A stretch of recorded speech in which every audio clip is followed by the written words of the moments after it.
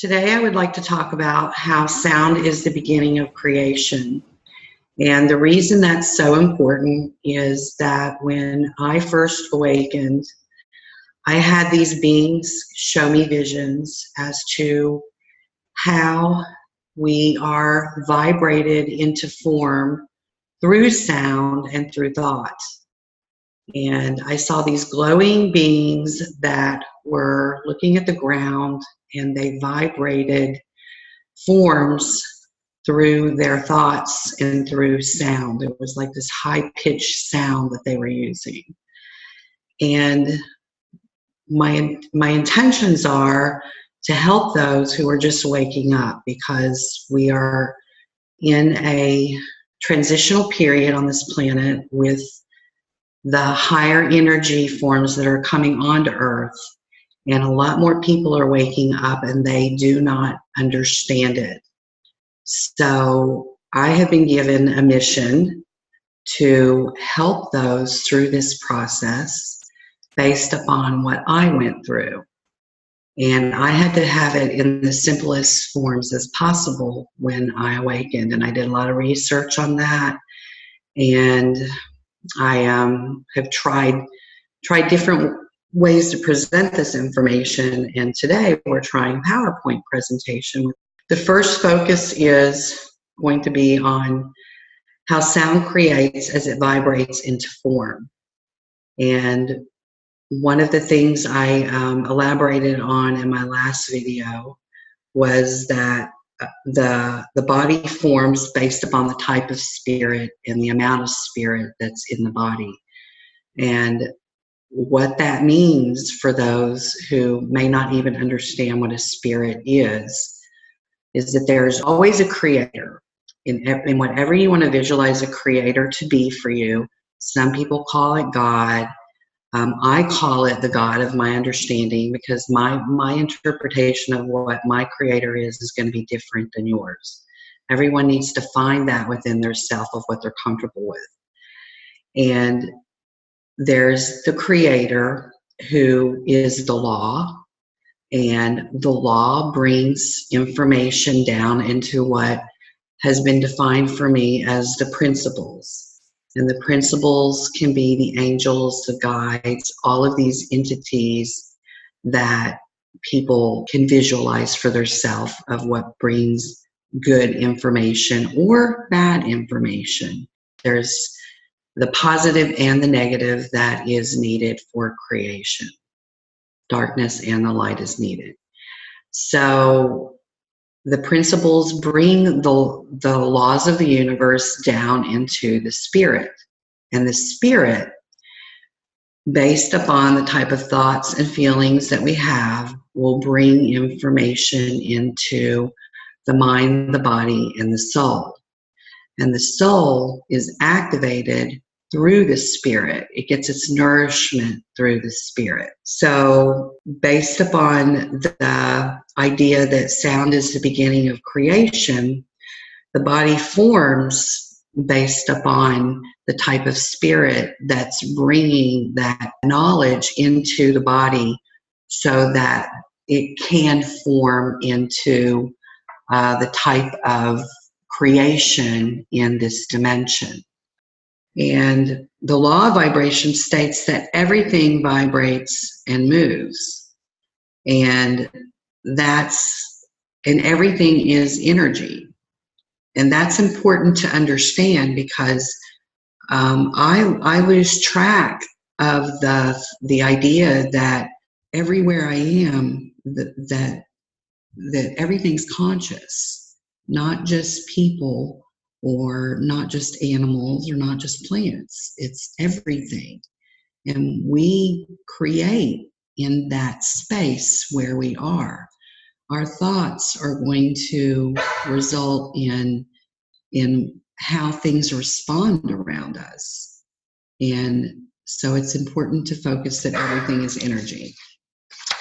And the next slide is that you have to vibrate at a specific level to be capable of receiving certain types of knowledge. And you have to remember that your thoughts and your emotions result in the specific frequency level that you are at. And keeping in mind that your frequency level is the speed of energy, which is the number of occurrences of a related event within a specific amount of time, which is like the heartbeat. So if you are in a loving state, and to keep that level, you have to continue to think of loving thoughts, and that will provide you with specific knowledge in comparison to if you are full of fear. And if you're full of fear, you're going to be vibrating at a lower level, which I'm going to focus on a little bit further into this presentation. So it's important to be conscientious of what you're bringing into the body at all times. And the whole intention is to awaken to the true self of who we are. And that's activating the soul so that we can become into total awareness with the Creator. And that's the whole intention of being in this dimension. I want to focus on a couple of things here so that you can understand it's all going to tie in together. The number of cycles per second of anything that oscillates is called the frequency. And I'm going to break down the definition of oscillate, which means to move or swing back and forth at a regular speed. And I'm giving you some of these definitions because this is what I needed as I was trying to understand how all this ties in together. And the hertz is very important, as I elaborated before, that I didn't understand why this was needed, but the hertz is important because based upon if it's a high level or a low level, that determines how we vibrate. And the hertz is defined as one cycle of electromagnetic waves per second, which includes radio waves, X-rays, visible light, infrared, ultraviolet light, and gamma rays. Now, gamma rays, I was like, what are all these? Why are all of these important? And the gamma rays are the sun rays, for example. The infrared are considered the wavelength just greater than that of the red end of the visible light spectrum. It is emanated by heated objects. Now, I'm starting to see colors, and I'm seeing the beams of light that go from like the trees up into the sky. I'm seeing the outlines of people, and some people call them auras. People are going to start seeing more of this kind of stuff because as I call it, the veil is lifting, we're going to have other dimensions that are going to be blending in with our dimension. And there are people going to see what we would consider dead people, but they're not really, they're just in a different dimension. The body has died, but their conscious state of existence, which energy cannot be destroyed, it only changes form. So their conscious state has moved into a different dimension. And we're going to start seeing more of all of that. And like the ultraviolet rays is the sunlight, like your tanning beds, things of that nature. All of this is important as I move forward in this. So if you want to go to the next slide. And all senses respond to your specific frequency level. Smells, sound, sight, touch, and taste. And as we begin to vibrate higher, we're going to have a higher sense of smells. You start hearing things that aren't there. Nobody else is going to hear it. Nobody else is going to see some things that you see. You're going to have a real heightened sense of touch. Your taste is going to be different.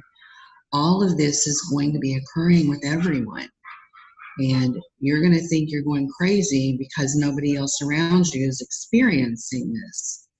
And I'm still around a lot of people who don't understand what I'm going through. I'm starting to find I'm gravitating towards more people who get it, but there's still a lot that surround me that don't understand any of this. But in due time, everyone's going to experience this.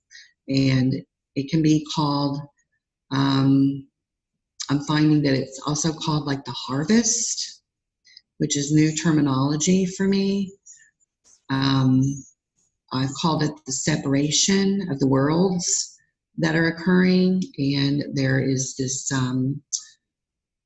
this new information that has just come to me called the Law of One, and it's called the harvest, which is all new for me. So, as I said, I was told not to read anything, watch anything. I don't even watch TV.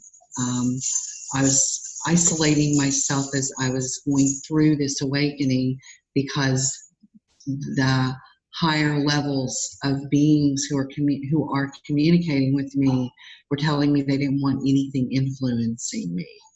So I just now was introduced to the Law of One, which is mind-blowing. Hey, I have a question. So what do your higher beings have to say about you being introduced to it and you're thinking that it's mind-blowing?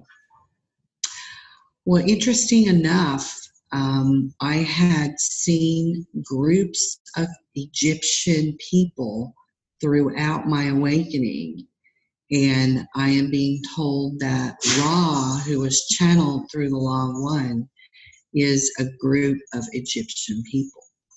And my words in my books, reading in this information I'm reading of the Law of One.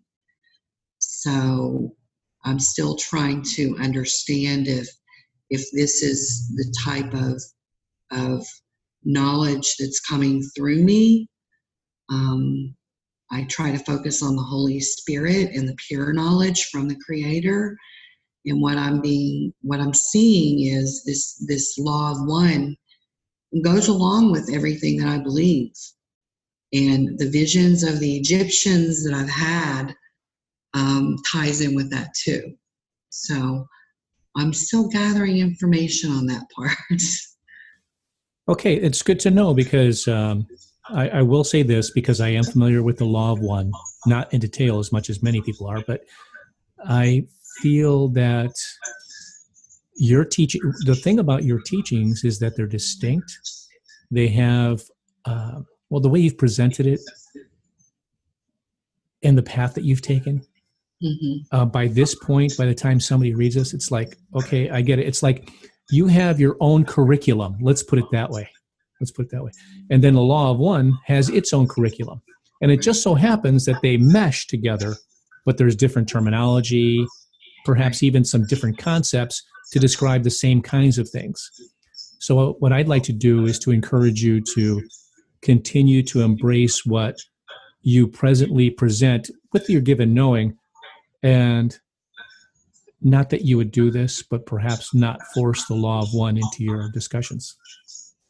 No, I get that. And I'm constantly being reminded that I am not to compare, but to identify. So I'm identifying specific things in the Law of One, but I'm not going to compare it to the information that I'm being told to present, because I have my own mission, and I'm confident in what that is now. And I've had a lot of struggles with the people who have responded negatively to my information. And I had to separate myself from that and understand that I'm doing this for my own journey, for my path to enlightenment. But in the intern of that, it's my responsibility to provide the knowledge that I have with those who are receptive to my path. And I'm okay with that today. And actually, Joe, you helped me with that somewhat. Thank you. I had a real struggle a few weeks ago. And the higher you vibrate again, the more you experience. So I have to keep myself in a positive, on a positive level so that I can continue to receive the information from this higher knowledge that I'm receiving, wherever it may be coming through from. And I have to, I focus on nothing but the pure knowledge from the Holy Spirit in whichever format that comes through. So, and I'm getting like, I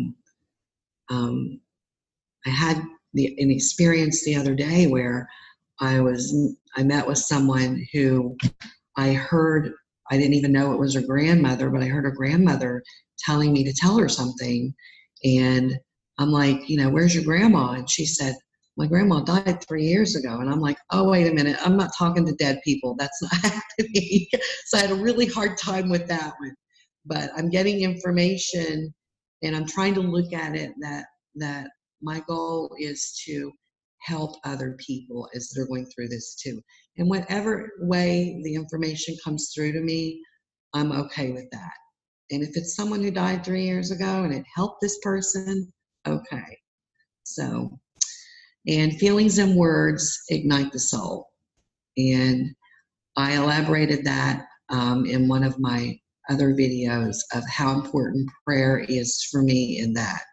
And it's important that I vocalize it. I have to bring it out into the space that I'm currently in. And the words flow out and vibrate into this dimension. And as a result of that, they go, sorry about that. You have to cut that out. Hold on a second. Sure.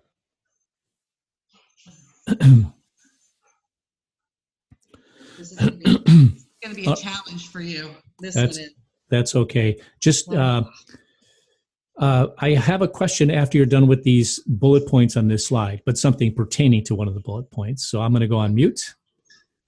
Okay. Now, prayer ignites the soul through not just the feelings, but also the words are very important, because as the words come out into this dimension, they go down into the heart and down into the soul and vibrate. And the whole point of vibrating the soul is to awaken the soul. And that's our whole point of waking us up to the truth of who we are. And the higher we can get the soul to vibrate, the more truth we're going to receive.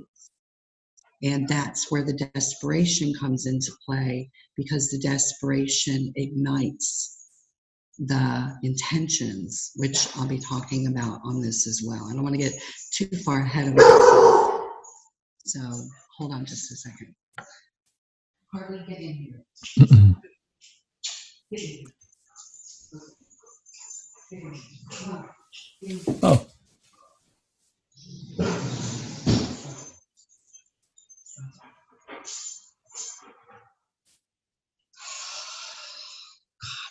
I have to pay you extra for being able to cut all this out.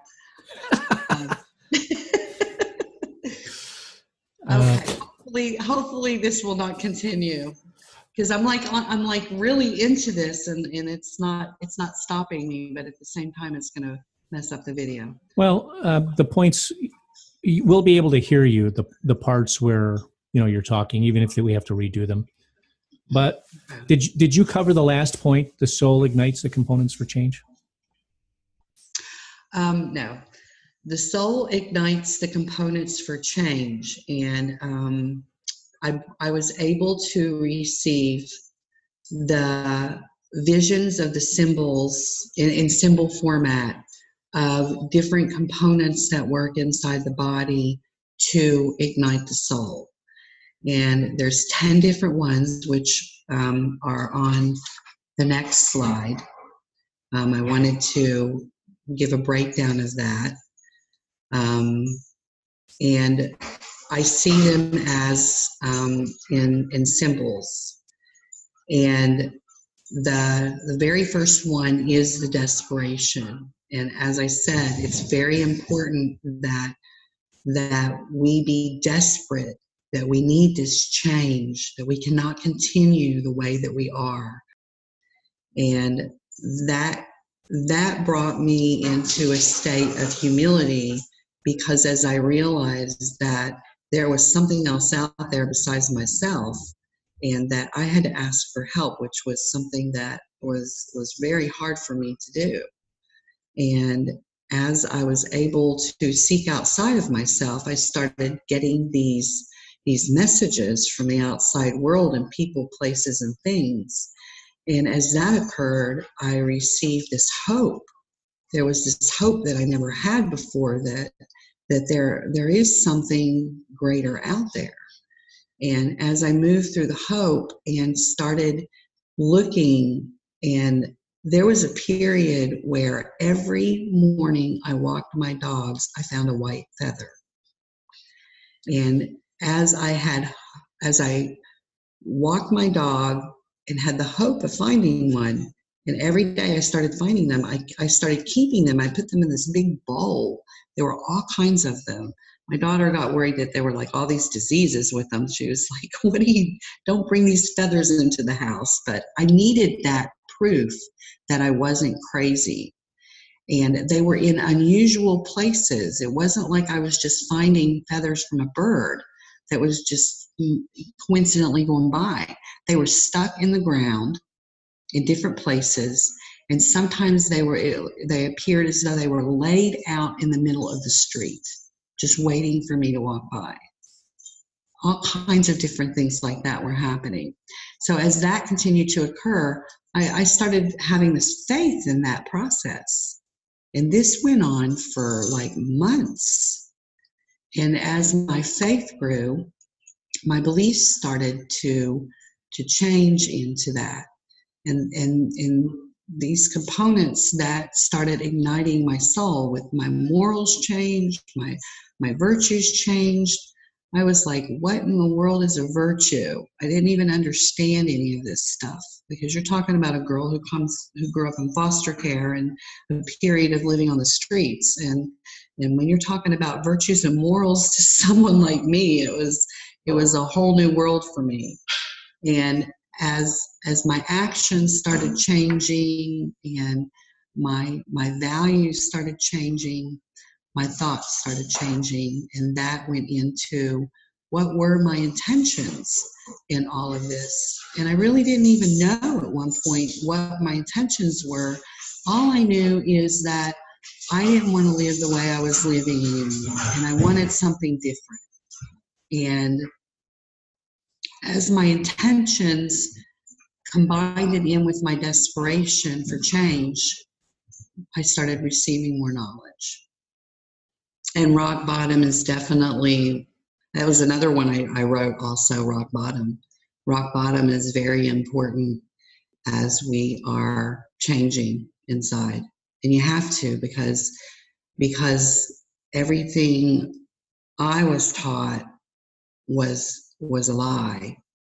And it took a lot of soul searching to accept the fact that there's a whole universe out there that we know nothing about.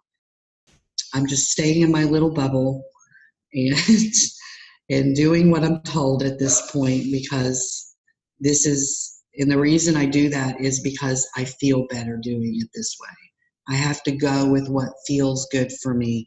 I can't allow myself to go back into those dark thoughts, because that could take me into a whole different place. I was told that don't look at it like an experiment. We are creating. And we are creating in human form, and we're coming out into this dimension to create further. And the Spirit is giving me these inspirations to continue to do that. And as long as it's in a positive way for the betterment of all, then keep doing it.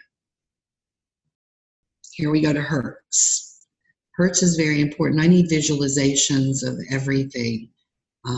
I can't just read about it and say, okay, so that's what this means. I have to see things for them to be real for me. And I didn't understand what Hertz was about until I was able to look at it in this kind of format. And if you're talking about frequency and vibrating at a certain level, and we need to do that so that we can continue to evolve into a higher state of consciousness. And the higher state of consciousness that we evolve into brings us more knowledge. And the visualization of the love Hertz being at 528 and the fear Hertz being at 19 is very important to see what different levels we're vibrating at any given time based upon our thoughts and our feelings. If I'm thinking and feeling in a fearful way, I'm not going to be able to receive the proper knowledge of what my Creator has in store for me, because I'm at such a low level. And I'm going to be receptive to some negative entities coming into my space that are going to be providing me with distorted knowledge. That's why it's important that I'm responsible for what I think and what I feel. And it's important that I stay on that higher thought level of love. Now, with that, there were periods where I didn't feel love at all. There was no way I was going to be able to vibrate at that level. So it was important for me that I say it anyway. Even if I don't feel it, I have to say it. And why is that so important? And that brings us to the next slide of diagram 42, the flow of words. This is in my second book, The Flow of Change for the Soul. One of many diagrams that I have, because I am so visual that I have to put it down so I could actually see it. And as I said, the flow of words are very important, which sound creates. And as I speak the words, that vibrates my soul at a specific level. And I broke down the flow of words into 5 different components. And my intentions, the type of knowledge that I hold, my beliefs, how I feel, and what I think form the words that I speak.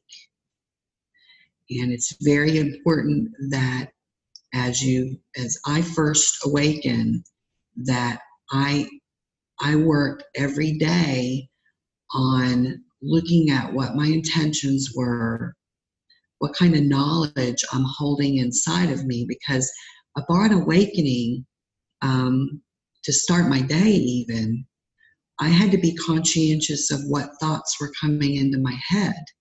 And if they were negative thoughts, then that was a sign of what type of spirit I was allowing inside of me to walk with me for that day. And I had to work really hard on changing my thoughts. I had to wake up with being grateful for one thing. Thank you, God, for letting me wake up today, and that I'm here, and that you're going to walk with me today and help me through this day. Even when I didn't feel it, I would say it anyway. And that tied into my belief system as well, too. What I think, therefore I am, the whole belief of what do I believe in? Some days I didn't believe in anything.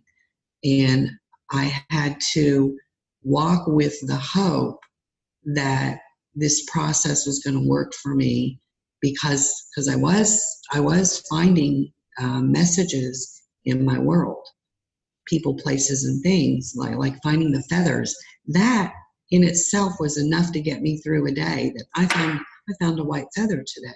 That means somebody is hearing me out there. Or a stranger smiled at me or made a comment to me that helped me see that I wasn't alone today. And that tied into my thoughts and my feelings. And I was real careful with the words that I speak even today. Even if I'm thinking negative thoughts, I was real careful that I don't speak it, because that creates how my day is going to go. So this is just a visual of how that works.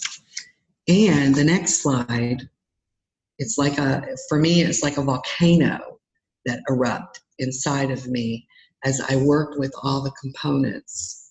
And I see the foundation of my beliefs were formed through my desperation, my humility, my hope, and my faith. And that set the foundation for what my beliefs were, that worked out into like the lava from a volcano, that my intentions, my virtues, my morals, and my thoughts, all of that mixed together, these 10 components mixed together, is what brought me the knowledge. These are the 9. The 10th is the knowledge. And the knowledge is so important because as you receive more knowledge, you have to go back to your desperation to be able to receive more knowledge.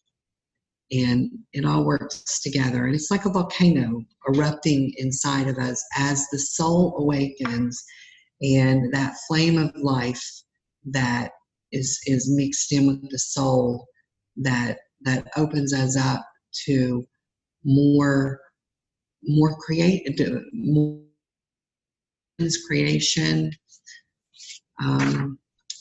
And that brings me to knowing what your intentions are prior to vocalization. And it's really important that if you are wanting to help someone, that you understand why you're helping that person before you do anything. If you are wanting to help that person for your own self-service, then when you're telling that person that I just want to help you today, or say like a homeless person, for example, you're wanting to give them money and you want to help them, to truly help them, that's your intentions. If you are trying to make yourself feel better because you feel guilty that they're in this state of the way that they're living right now, and you're doing it to make yourself feel better, that's not the proper intentions to help someone, if that makes sense. Vocalization keeps the flow of knowledge. And that brings me to, I work with the homeless in my job, and I had a homeless man. He had a really crappy situation that he resulted being homeless. And I looked right into his eyes, and we connected on the soul level. And in that moment, I was able to give him the motivation of what he knew he needed to do, and he knew why he was in the situation he was in for his growth. And that was a very powerful moment, and we both learned from that experience. And if I'd have had that guilt and that shame of what he was about, we would have never been able to connect on that level. But we were able to become one in that experience. That you know, I don't know whatever happened to him, but he seemed very motivated when he left the hospital where I worked that day. So that's just an example. So vocalization keeps the flow of knowledge, and that's what I'm trying to learn how to do now. I'm receiving a lot of knowledge the more I speak this information. And I was with actually at dinner with a girlfriend last night, and a lot of things occurred through dinner that I was vocalizing some of my experiences with the spiritual realm, and it was very mind-blowing to the people that were there. I just saw everyone's mouths open, like nobody knew what to say to me. But I felt it was important that I start vocalizing that this is who I am and this is what I'm about, and I'm okay with that. If you're not okay with that, then we're just go our separate ways with that. So with that, I came home and I reached a whole new level of understanding within myself. And it was because I was able to vocalize that information. And the more I do these videos, the more I'm growing in that respect, because the teacher is the student. And I'm teaching this for myself too. And as I said before, intentions burn the energy provided from desperation. It's one big circle that we're in with these components. And sound is very important to bring out what we know. A lot of people are afraid to speak their truths. And it's going to be important that as we go through this transition, to activate the soul, you're going to have to speak your truth. And the soul will awaken. And it's something we're all going to go through. You can be afraid of it, and you can separate into the fearful groups that I visualize in my mind and the visions that I'm getting. There's going to be two different groups at the end of all of this. And you have a choice as what is being called the separation or the harvest, whatever form you want to put that in. But it's happening. It's happening now. And I see within the next 2 years a major separation occurring. And that's going to be in the masses, and it's going to be on an individual basis. Describe that major separation for me. You can look at it from the materialistic form, with the rich getting richer and the poor getting poorer, if you would like. Those who don't put any emphasis on the material part of things, that have a belief in this higher source that's coming through our planet, not following what the rules are supposed to be. I don't even look at the politics of things anymore. There's too much chaos, too much confusion. And as I continue to separate from the news and what all of that is about, I find myself gravitating towards a more peaceful group. And then there are those who are going to choose to remain in the chaos of that. And as I've said before, we are being controlled. And as we break out of the matrix, out of the web in this third dimension, and we're feeling like we're off in our own world per se, and that's kind of where I'm at right now. I'm off to myself. I'm staying away from all of that stuff, and I don't even know where I fit in anymore with anybody. I mean, I live this information in writing. I don't know where that's taking me to, but I'm staying focused on my belief in what this higher knowledge is giving me, that I'm separating out into a whole new world. And I'm still in the beginning stages of where that's going to take me, but I see the planet physically separating. And just like the cell, just like I did in the last video. And I see it in visions, and just like I saw these beings vibrating thoughts into physical form, that's what we're going to be doing as we realize the power that we have within ourselves. I'm creating a whole new reality, and I see that emerging in my world. Okay. Intentions mix with beliefs that bring thoughts. As we go through this separation and into what I call the new world, it's going to be really important, as we were already discussing, being in touch with what your intentions are. And you want to be able to